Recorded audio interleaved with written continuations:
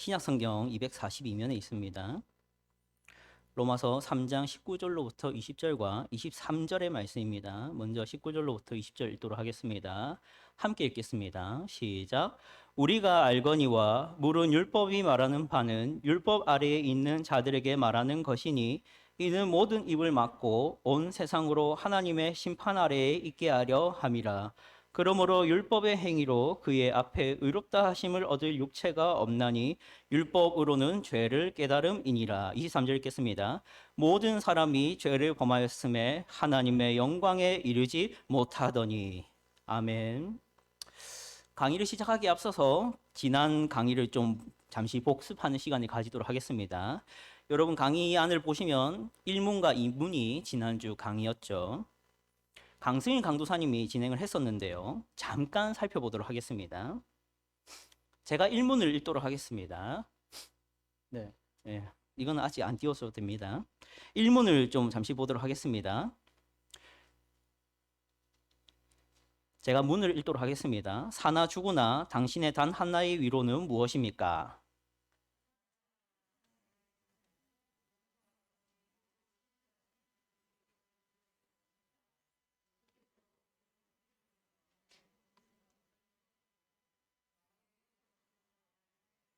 2번도 읽겠습니다.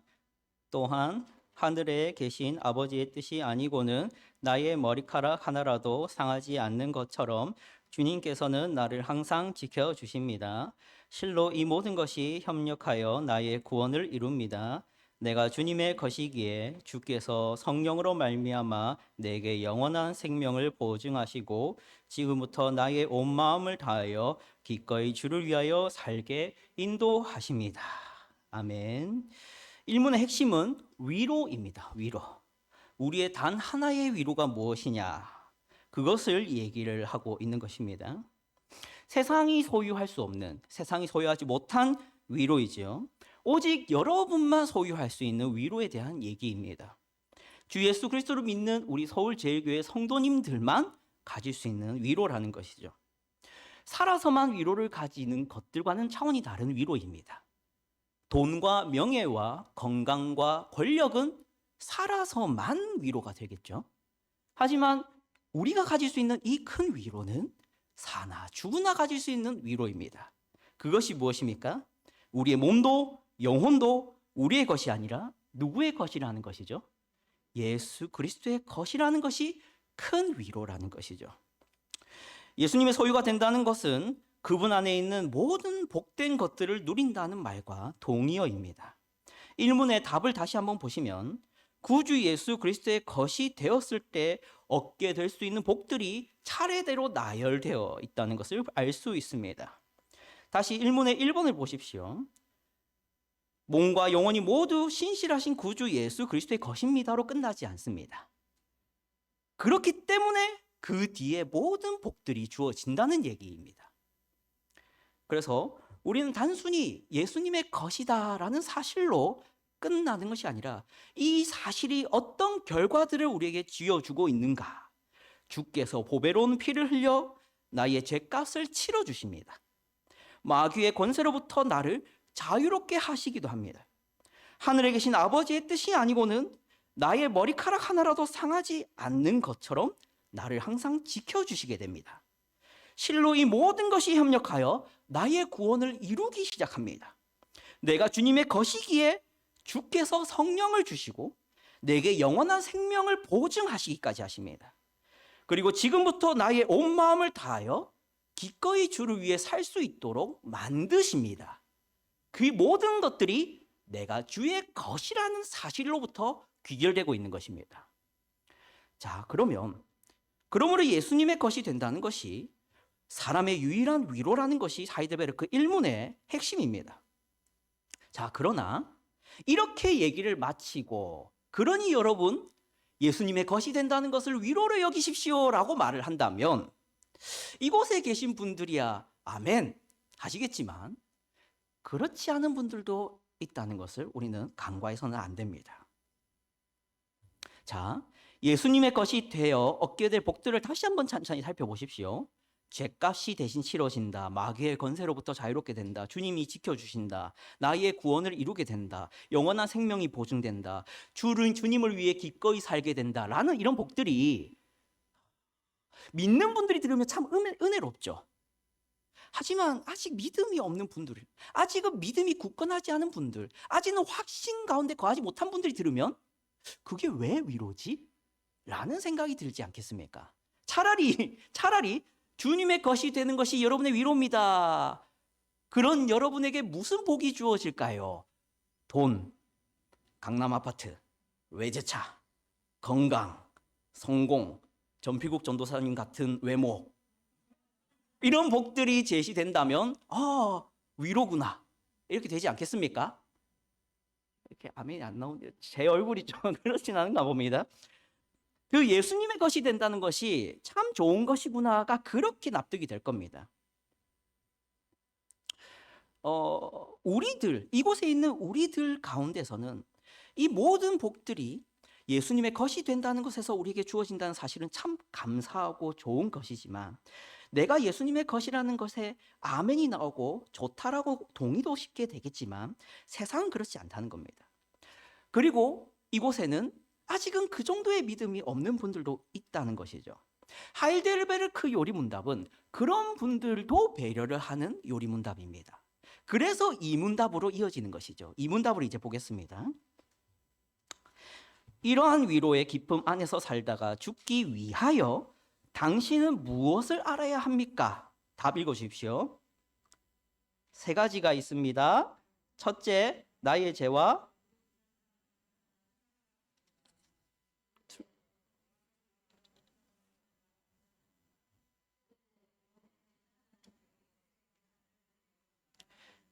여기 제시된 이 세 가지 지식이 필요하다는 겁니다. 아까 말했듯이 이 위로가 위로로 여겨지기 위해서, 이 위로를 기쁨으로 받기 위해서 우리에게 필요한 지식 세 가지가 있다는 것입니다. 그저 우리가 아까 계속 강조했죠. 다시 한 번 더 말하게 되는 것 같은데요. 믿음이 좋은 분들은 내가 예수님의 것이 된다는 것이 위로입니다라고 말하면 바로 아멘이 나오겠지만, 그렇지 않은 분들에게는 지식이 좀 더 필요합니다. 정말로 예수님의 것이 되는 것이 왜 위로인지, 그것이 왜 큰 위로이고 유일한 위로인지를 동의하기 위해서 필요한 지식들이 있습니다. 그게 세 가지인데요. 첫 번째가 무엇입니까? 나의 죄와 그 비참함이 얼마나 심각한 것인가에 대한 지식이 필요합니다. 그 지식이 있어야 이것이 위로로 여겨지는 것이죠. 둘째가 무엇입니까? 어떻게 그 죄와 비참함으로부터 벗어났는가? 이 지식이 또 필요합니다. 세 번째가 무엇입니까? 구원해 주신 하나님께 어떻게 감사드릴 것인가 하는 일입니다. 앞에 보시면 그 표가 나오죠. 제가 심혈을 기울여서 회심의 역작으로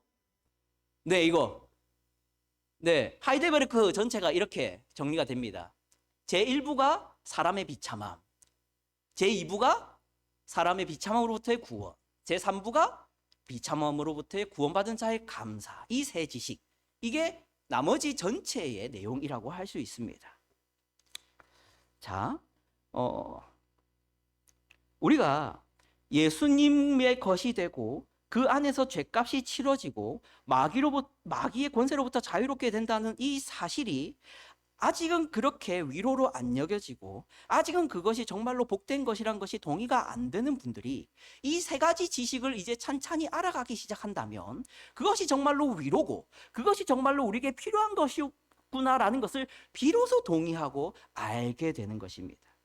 그래서 오늘부터 찬찬히 그 내용들을 살펴보고자 합니다.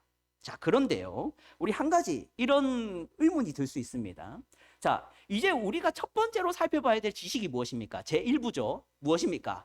사람의 비참함입니다. 자, 그러면 여기서 우리 수요 지성 기도에 나오시는 분들은 마녀의 게임, 태풍의 신부라는 그 수목 드라마 있지 않습니까? 그 드라마를 포기하고 이 저녁 시간에 그 희생을 무릅쓰고 나온 분들이니까 이 말에 대해서, 이 사람의 비참함에 대해서 얘기를 들을 때, 맞지, 사람은 비참하지, 이렇게 쉽게 받아들여지고 동의가 되고 그냥 수용이 가능할지 몰라도, 우리가 사실 그렇지 않습니까? 사람이 비참합니다. 사람은 죄악됩니다. 사람은 정말로 문제가 많습니다. 이런 얘기들을 듣는 게 기분이 좋을 리가 없지 않겠습니까? 그러니 이런 의문이 드는 것이죠. 사람이 비참하다라는 얘기를 하는 것이 뭐가 큰 도움이 될까? 내가 비참하고 죄인이라는 얘기를 듣는 것이 영적인 유익이 도대체 무엇일까? 라는 의문을 가지는 분들이 있을 겁니다. 그런 분들에게 해줄 수 있는 말은 이것입니다. 우리가 얼마나 비참한 존재인지, 우리가 얼마나 죄악된 존재인지를 아는 것은 분명 영적인 큰 도움이 됩니다. 왜냐하면은 내가 죄인이며 내가 비참하다는 사실을 더 적나라하게 인식할수록 우리는 주님이 더 필요하다. 나에게는 예수님이 더 필요합니다. 나에게는 나의 죄를 사해 주시고 마귀의 권세로부터 구원하며 나로 하여금 하나님을 기쁘게 순종하도록 만들어주는 그 일이 필요합니다라는 말이 비로소 나오기 때문이죠. 내가 비참하다는 사실, 내가 죄악되다는 사실을 모르는 사람일수록 주님이 필요하지 않게 됩니다. 그것을 우리 주님이 잘 얘기하신대요. 마태복음 9장 12절 말씀입니다. 마태복음 9장 12절 말씀 함께 읽어보겠습니다. 시작. 예수께서 들으시고 이르시되 건강한 자에게는 의사가 쓸데없고 병든 자에게라야 쓸데있느니라. 아멘. 우리 예수님이 죄인들과 세리들과 식사를 하고 같이 어울려 지내니까 바리새인들과 유대인들이 자기들은 의롭다 생각하고 있지 않습니까? 왜 예수님 당신은 죄인들과 자꾸 어울려 다니면서 먹고 마십니까? 이게 불편했던 것 같습니다. 그때 예수님이 이렇게 말하죠. 병든 자에게라야 의사가 필요하지. 건강한 자는 의사가 필요 없을 거야. 너희가 그러고 있어. 이겁니다. 너희가 나를 그렇게 대하고 있다. 이 죄인들과 세리들은 나를 소중히 여기고 나를 정말로 필요로 여기고 있다. 왜? 그들은 자기들이 비참하다고 생각하고 있기 때문이다. 하지만 너희는 너희가 의인이라 생각하니 나를 정말로 멸시하는구나. 이거를 돌려서 얘기하시는 것이죠. 이 예수님의 말씀이 바로 증거입니다. 우리에게는 비참함에 대한 지식이 필요합니다. 내가 얼마나 비참함 속에 있는지, 내가 얼마나 큰 죄악 속에 있는지, 내가 얼마나 큰 저주와 심판 아래 놓여 있는지, 내가 하나님의 큰 분노와 진노 아래 놓여 있는 절망스러운 존재라는 사실이라는 것을 알면 할수록 저와 여러분은 예수 그리스도를 더 간절히 소망하게 됩니다. 그래서 우리는 첫 번째로 사람의 비참함에 대해서 배워야 하는 것이죠. 자, 이제 본론적인 얘기를 들어가도록 하겠습니다. 산문입니다. 이제 이번 주는 둘째 주죠. 진도는 산문부터 오문까지인데요. 산문부터 차례대로 살펴보도록 하겠습니다. 제가 먼저 문 읽겠습니다. 어떻게 당신의 비참함을 알 수 있습니까? 여기 한 가지 질문을 바로 하고 들어가도록 하겠습니다. 어떻게 당신이 죄인이라는 것을 알 수 있습니까?가 아니죠. 뭐라고 합니까? 어떻게 당신이 비참한 것을 알 수 있습니까?를 얘기합니다. 그러니까 죄인인 것을 알 수 있습니까? 라는 얘기를 쓰지 않고 비참한 것을 알 수 있습니까? 라는 비참함이라는 단어를 씁니다. 이것은 의도적인 것인데요. 인간을 죄인이라 할 때는 좀 그 의미가 약화되는 게 있습니다. 죄인이라 할 때는요. 사실은 성경에서 인간이 죄인이다 할 때는 두 가지 의미가 들어 있습니다. 그것은 비참함이라는 단어로 표현이 되는데요. 이 비참함이라는 것은 첫 번째로 이런 것입니다. 여기서 이제 요게 보이시죠? 화이트보드가 잠시 있습니다. 네, 좀 어색할 수 있는데 잠시 화이트보드를 잠깐 쓰도록 하겠습니다. 죄송합니다. 네. 오늘만 좀 양해 바랍니다. 제가 그림은 잘 못 그립니다. 네, 이 사람을 사과나무라고 할 때, 사과나무를 할 때, 자, 사과나무를 할 때, 자, 사과나무입니다. 네, 믿어 주십시오. 사과나무입니다. 안 믿더라고요. 예, 정말 사과나무. 그러니까 사과나무면은 무슨 열매가 맺습니까? 사과가 이렇게 맺습니다. 사과입니다. 사과. 자, 그러면은 인간의 죄를 얘기할 때 두 가지로 얘기를 해야 되는데요. 이 죄와 이 죄입니다. 사과 나무와 사과 열매가 나뉘어져서 죄를 생각하셔야 됩니다. 인간이 그렇다는 겁니다. 그러면 사과 열매는 무엇이냐면 저의 표현으로는 행위의 죄입니다. 행위의 죄. 뭐가 있겠습니까? 이거는 다른 용어로 자범죄라고도 하는데요. 때리는 거, 화내는 거, 신경질 내는 거, 도둑질 하는 거, 살인하는 거, 간음하는 거. 이 모든 행동으로서의 죄들을 말합니다. 이게 사과 열매죠. 근데 이 사과 열매는 그냥 맺습니까? 이게 사과 나무기 때문에 맺는 것이죠. 그것을 뭐라 하냐면은 존재적 죄라고 합니다.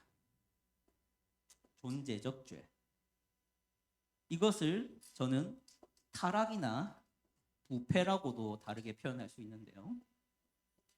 그러니까 인간이 죄인입니다라고 할 때는요, 단순히 행동들만 말하는 게 아닙니다. 성경이 너희는 죄인이다 할 때는 너희가 누군가를 괴롭혔기 때문에, 너희가 화를 냈기 때문에, 너희가 음란하기 때문에, 너희가 누군가를 거짓말을 했기 때문에 이런 것들만을 얘기하는 게 아니라요. 너희가 그 마음속으로부터 그 안으로부터 부패했고 타락했고 망가졌으며 너희의 존재가 이전과 같지 않다라는 것까지를 포함하는 정죄입니다. 성경이 정죄를 할 때는요. 그것을 표현하기 위해서 어떤 용어를 쓴다고요? 죄인이란 용어가 아니라 뭘로 대체한다고요? 비참함이라고 합니다. 인간은 비참하다 할 때는 두 가지입니다. 악을 행하기 때문이며 악하기 때문입니다. 마치 사과나무가 그 속으로부터 썩어 있을 때 썩은 사과나무 열매만 맺는 것과 같습니다. 그 사과나무가 건강해야만 그 열매들도 어떻겠습니까? 상품의 가치가 있는 극상품이 되는 것이죠. 그 나무가 속으로부터 뿌리로부터 썩어 있다면 그것은 상품의 가치가 없는 열매만 맺게 되는 것입니다. 그래서 우리 이사야서의 포도원에 대한 비유를 보면은 포도원에 내가 극상품 포도나무를 심었는데 왜 들포도를 맺느냐? 라는 질문을 하나님이 하시는 것이죠. 그것이 우리의 비참함입니다. 우리는 태생적으로 비참합니다. 태생적으로 비참하기 때문에 결단코 하나님이 기뻐할 만한 선한 열매를 맺을 수가 없습니다. 그래서 우리 주님이 하신 나무 비유가 있지 않습니까? 나무 비유. 선한 열매는 선한 나무만 맺습니다. 악한 나무는 악한 열매를 맺죠. 그런데 우리는 악한 열매만 맺는다는 것은 무엇입니까? 우리가 악한 나무라는 얘기를 하는 것이죠. 그것이 비참함입니다. 그러면 다시 문을 봐주십시오. 그러면 어떻게 당신의 비참함을 알 수 있습니까? 라는 질문을 한다는 것입니다. 자, 왜 이런 질문이 필요할까요? 제가 지금 이 순간 1월 오늘 10일인가요? 11일인가요? 11일 8시 25분에 제가 이 순간 여러분에게, 그리고 여러분이 아니라 모든 어떤 사람이든 여러분은 비참합니다. 여러분은 그 속에 원죄가 있고 타락했으며 부패했으며 여러분은 죄밖에 못 맺습니다 라는 말을 한다고 해서 아멘 이라는 말을 아무나 하는 게 아니라는 것입니다. 정말로 내가 비참하다는 사실은 그렇게 말로만 이해가 되는 게 아닙니다. 비참한 증거를 들이밀어줘야 됩니다. 당신이 왜 비참한지, 얼마나 비참한지에 대한 증거들이 내밀어져야 됩니다. 그래서 우리가 그걸 어떻게 할 수 있습니까? 라는 질문을 하고 있는 것입니다. 답이 무엇입니까? 하나님의 율법이 그걸 가르쳐 준다라는 것이죠. 사랑하는 성도 여러분, 우리는 왜 하나님의 율법으로 그것을 알 수 있다라고 얘기를 하는지를 잠시 봐야 합니다. 그것이 바로 이어서 사문으로 넘어가게 되는 이유입니다. 사문을 보도록 하겠습니다. 제가 문을 읽고 여러분이 답을 해주시면 되겠습니다.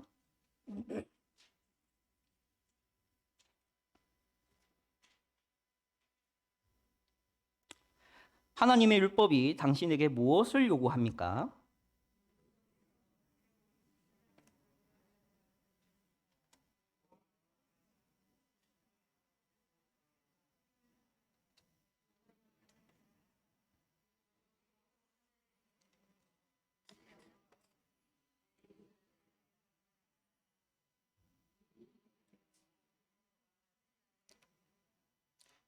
아멘.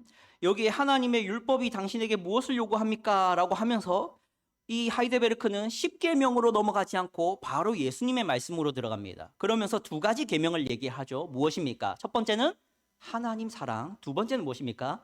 이웃 사랑이 하나님의 율법이라고 말을 합니다. 어떤 사람들은 율법에 기록된 하나님의 율법의 계명들이 613가지라고 하는데요. 그 모든 계명의 핵심적인 원리가 사실은 두 가지라는 것입니다. 613개의 계명의 핵심이 두 가지라는 것입니다. 첫 번째가 무엇이라고요? 하나님 사랑과 두 번째는 이웃 사랑이라는 것입니다. 자, 우리는 이 하나님의 율법을 대하는 즉시 우리는 세상 법과의 차이를 발견합니다. 하나님의 법은 하나님 사랑과 이웃 사랑만 있습니다. 세상의 법은요. 첫 번째 차이는 무엇입니까? 하나님 사랑은 없습니다. 두 번째 차이는 무엇입니까? 이웃 사랑은 있는 것처럼 보이지만 근본적으로는 나 사랑입니다. 세상의 법은요. 세상의 법은 물론 악을 좀 뭐랄까요? 저지시키고 그리고 이 세상이 더 악해지지 않는 도구로서 유용합니다. 세상의 법들은요. 하지만 그 안에는 어떤 목적들이 들어있냐면 내가 평안하고 내가 안전해지고 나의 편의가 신장되기 위한 목적들이 함유되어 있죠. 세상의 법들이 그렇습니다. 아무리 약한 자들을 위한 법, 아무리 어떤 불행한, 억울한 사람들이 발생하지 않도록 만들어진 법일지라도 그 법은 목적상 나의 편의와 나의 안전까지도 목적하고 있어야만 합의가 되고 사회적으로 그게 이루어지는 약속들입니다. 하지만 하나님의 법에는 뭐가 없습니까? 하나님 사랑과 이웃 사랑은 있지만 뭐가 없습니까? 나 사랑이라는 표현이 없습니다. 그러므로 이 하나님의 법은 우리의 비참함을 아주 잘 드러내는 가장 효과적인 계명들이라고 할 수 있습니다.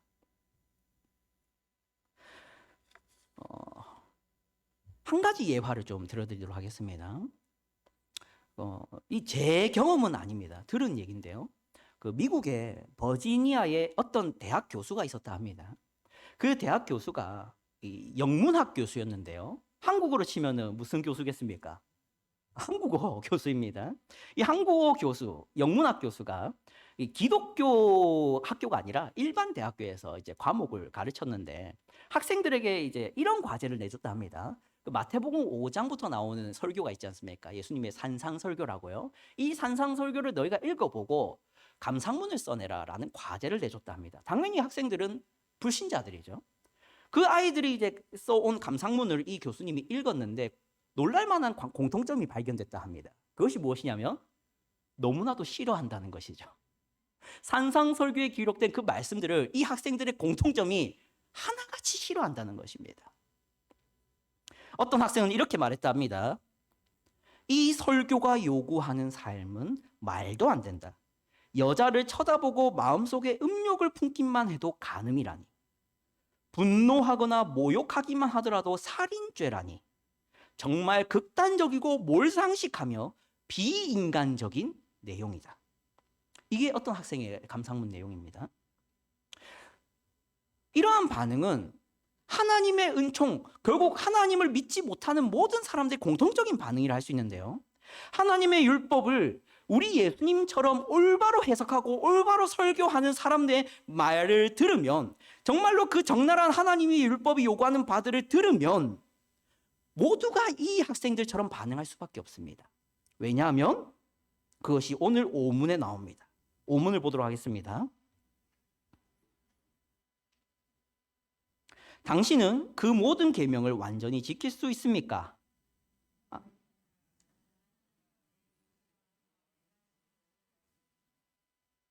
여기에 답이 있죠. 왜 그 학생들이 산상설교를 듣고서는 싫어했는지, 왜 그 산상설을 들으면서 정말 몰상식하고 비인간적인 윤리들이다라고 말을 했는지를 우리는 이렇게 알 수 있습니다. 사람은 근본적으로 하나님의 율법을 싫어하고 미워합니다. 그것이 비참함이죠. 우리는 성경의 한 가지 증언들을 좀 살펴봐야겠습니다. 우리 하나님의 말씀에서도 이 사실들을 얘기를 하는데요. 로마서 3장 19절로부터 20절 말씀입니다. 오늘 읽었던 본문인데요. 한번 다시 읽어보겠습니다. 시작. 우리가 알거니와 물은 율법이 말하는 바는 율법 아래에 있는 자들에게 말하는 것이니 이는 모든 입을 막고 온 세상으로 하나님의 심판 아래에 있게 하려 함이라. 그러므로 율법의 행위로 그의 앞에 의롭다 하심을 얻을 육체가 없나니 율법으로는 죄를 깨달음이니라. 23절 모든 사람이 죄를 범하였음에 하나님의 영광에 이르지 못하더니. 아멘. 이게 비참함에 있는 인간의 상태입니다. 비참함이란 결국 여기서 자범죄도 얘기했고 타락도 얘기를 했지만 결국 비참함이란 하나님께 결단코 나가지 않겠다는, 결단코 나는 하나님과 더 이상 관계를 맺지 않겠다는, 나는 결단코 하나님을 사랑하지도 이웃을 사랑하지도 않겠다는, 이제는 나를 사랑하겠다는 것이 비참함입니다. 그런 비참함 속에 있는 인간은 율법을 지킬 수가 없습니다. 그래서 인간은 이제 율법을 볼 때마다 하나님을 사랑하게 되기보다는 죄를 깨닫길 뿐인 거죠. 그것이 오늘 하이델베르크 3, 4, 5문에서 우리에게 가르치는 지식입니다. 자, 그러면 한 가지 반론만 얘기하고 설교를 좀 정리를 해야겠는데요. 한 가지 반론이 이것입니다. 우리는 지킬 수 없는 계명을 주신, 지킬 수 없는 율법을 주신 하나님의 의도를 의심해 보게 됩니다. 왜 하나님은 지키지도 않고 지키기도 싫어하는, 결단코 그것을 지킬 능력도 없는 우리에게 왜 율법을 주셨는가? 우리를 괴롭히려고, 나를 놀리려고 하나님이 그러면 이 율법을 주신 건가? 라는 불만을 제기할 수 있지 않겠습니까? 하지만 하나님께서 우리에게 이 율법을 주신 이유는 결국 예수 그리스도를 통한 죄 사함과 하나님과의 화목을, 그 필요를 느끼게 하려고 율법을 주신 것입니다. 만약에 하나님의 율법이 없다면 우리는 세상 법을 잘 지키고 있기 때문에 구원을 필요로 여기지 않게 될 겁니다. 만약에 세상 법조차도 없다면 우리는 무법천지의 세상 속에서 내가 죄인이라는 사실을 결탄코 떠올릴 수도 없는 교만한 존재들이 될 것입니다. 그렇기 때문에 하나님은 율법을 주시는 것이죠. 지킬 수도 없고 지킬 능력도 없고 지킬 마음도 없는 이 비참한 죄인들에게 율법을 주신 이유는 율법을 주셔서 우리를 놀리려 하는 것이 아니라 너희에게는 구원이 필요하다. 너희에게는 내가 필요하다. 너희에게는 나의 구원이 필요하며 나의 아들 예수 그리스도가 십자가에 달리는 사건이 필요하다. 내가 너희를 위해 대신 죽어야 되고 너희를 위해 죽어서 너희를 위한 구원의 길을 만든 것을 너희가 간절히 소망하도록 내가 의도하기를 위해서 율법을 주는 것이다. 이게 율법을 주신 이유와 의도입니다. 갈라디아서 3장 22절과 24절을 보도록 하겠습니다. 함께 읽겠습니다. 그러나 성경이 모든 것을 죄 아래에 가두었으니 이는 예수 그리스도를 믿음으로 말미암는 약속을 믿는 자들에게 주려 함이라. 믿음이 오기 전에 우리는 율법 아래에 매인 바 되고 계시될 믿음의 때까지 갇혔느니라. 이같이 율법이 우리를 그리스도께로 인도하는 초등교사가 되어 우리로 하여금 믿음으로 말미암아 의롭다함을 얻게 하려 함이라. 율법이 무엇이 되었다고요? 초등교사가 되어서 어디로 인도한다고요? 예수 그리스도를 믿는 믿음으로 인도하는 것입니다. 우리가 율법이 필요한 이유가 여기 있습니다. 우리가 하나님의 이 놀라운 기준, 하나님의 이 높고 큰 기준들, 이게 바로 하나님의 선이다라고 말하는 이 율법들을 봐야 되는 이유가 여기 있습니다. 우리가 하나님의 율법을 모른다면, 하나님의 기준과 하나님이 생각하는 선을 모른다면 우리는 끝없이 나는 괜찮다, 나는 건강한 자다, 나는 구원이 필요 없다, 나는 의로운 사람이기 때문이다라는 그런 변명과 그런 자기 위로가 가득한 존재가 될 것입니다.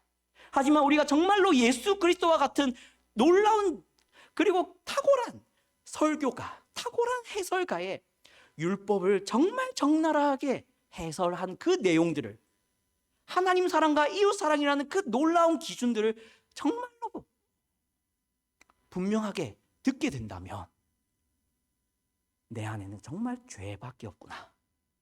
정말 나는 추악한 존재구나. 하나님을 저주하고 하나님을 미워하는 삶이 내 안에 가득하구나. 내가 숨을 쉬고 먹고 마시고 유흥을 즐기고 지인을 만나는 그 순간순간마다 하나님의 이름을 망령되게 일컫고 있었구나.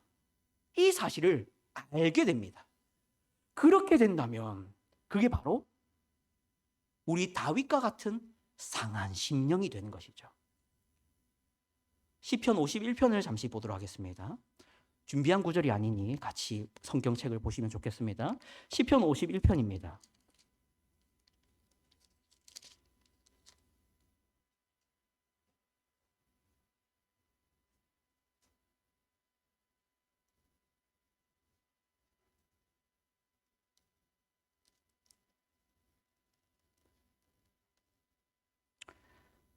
(16절) (17절) 16절 17절 두 절입니다. 함께 읽도록 하겠습니다. 시편 51편 16절 17절입니다. 시작. 주께서는 제사를 기뻐하지 아니하시나니 그렇지 아니하면 내가 드렸을 것이라. 주는 번제를 기뻐하지 아니하시나이다. 하나님께서 구하시는 제사는 상한 심령이라. 하나님이여 상하고 통회하는 마음을 주께서 멸시하지 아니하시리이다. 아멘. 스스로의 비참함을 깨닫고 내가 얼마나 죄악된 존재인지를 아시는 서울제일교회 성도님, 상하고 통회하는 마음을 가지십시오. 주여, 저는 죄인이로소이다. 주여, 저는 비참하나이다. 내가 이제 어찌할꼬? 나는 이제 정죄받아 마땅하며 하나님의 저주를 받아 마땅하다. 나에게는 이제 죽음밖에 남지 않았다. 이 마음, 그것이 바로 하나님이 기뻐하는 제사인 상한 심령입니다. 이 상한 심령으로 하나님 앞에 나아가는 여러분 되길 바랍니다. 이 상한 심령으로 하나님 앞에서 하나님이 기뻐하시는 제사를 드리는 여러분과 제가 되기를 바랍니다. 그리하여서 결국에는 내가 주님의 것입니다.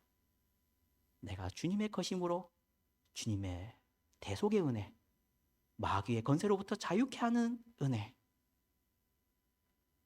나를 언제나 지키고 보호하시는 은혜, 언제나 나의 모든 일들이 합력하여 선을 이루게 하시는 은혜, 그 은혜가 내게 주어지기를 간절히 소망합니다. 주님, 이런 기도로 항상 하나님 앞에 탄원하고 소망하는 우리들 되기를 주님의 이름으로 축복합니다. 기도하겠습니다.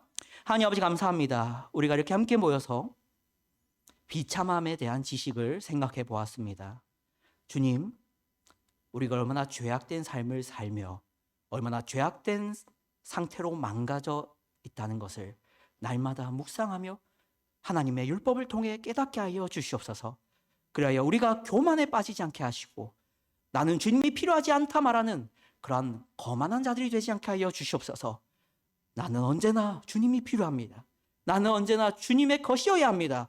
내가 주님의 것이 되게 하여 주시옵소서. 그리하여 주님의 보호하심 가운데 거하게 하여 주시옵소서. 주님과 하나 되게 하시고 주님께 있는 그 모든 복락들을 누릴 수 있는 제가 되게 하여 주시옵소서라는 기도가 날마다 내 입에서 끊이지 않는 우리들 되게 하여 주시옵소서. 그리하여 이 지식으로 우리 하나님께 위로를 얻고 우리 하나님으로 기뻐하는 우리 서울제일교회 성도님들 되게 하여 주시옵소서. 살아계신 예수 그리스도의 이름으로 기도드립니다. 아멘.